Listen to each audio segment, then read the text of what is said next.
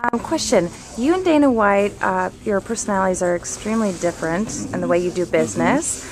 How is it that you've been able to achieve what Dana White has not been able to achieve, and that is major network deals and keeping fighters very happy? I think our business model is, we're not as restrictive on the sponsorship and the likeness and the name and the image rights, sponsorship rights. So we're a little bit more free in those areas, and whereas I've heard, because I haven't seen their contract, but I heard they're a little more restrictive.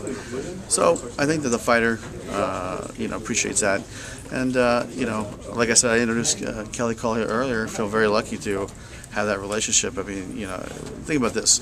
I grew up watching CBS, just like everybody in this room probably. Yeah. And when the Tiffany Network of America says, you know what, we welcome you, and we welcome MMA, but we welcome Strikeforce to be on CBS. I mean, that's a big statement. And, I feel very fortunate. And Kelly Cole was in the room, and I met with the president of the network, Les Moonves, had about an hour talk, and it was fantastic. And I think we all got on the same page, and I think that we deliver some big fights, and I think it's a relationship that works for them on a business side, and it works for us because, now everybody in the country knows who Fedor is. Yes, finally. And also, one of the main things that I've also noticed is, which you could just repeat it, is your contracts that you can fight for different organizations. Yes, some of them.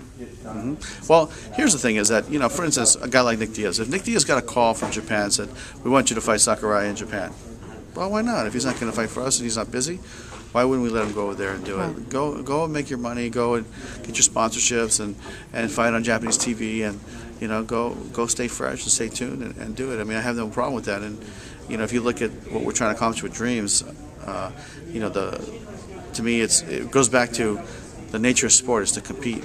Yes. Not just within your own organization, but to find the best fighters in the world and compete with them as well. So we reach out to Dream and try to create that competition.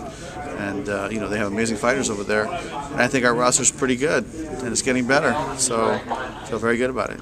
Excellent. And when are we going to know more about your worldwide distribution? Actually, I think they cut a deal with Bravo in the UK. I think they cut a deal in the Ukraine. I think they cut a deal in Israel, and it's a company that specializes in international deals. And I'm more than happy to give you. They were here actually tonight to check it out, but I'm more than happy to give you the number, and you can talk to them direct. That's fantastic. And also, what about China? I've heard that they're having a new fight network, and people are vying. I'm not sure about that. It's is it not China or is it Japan? Isn't it?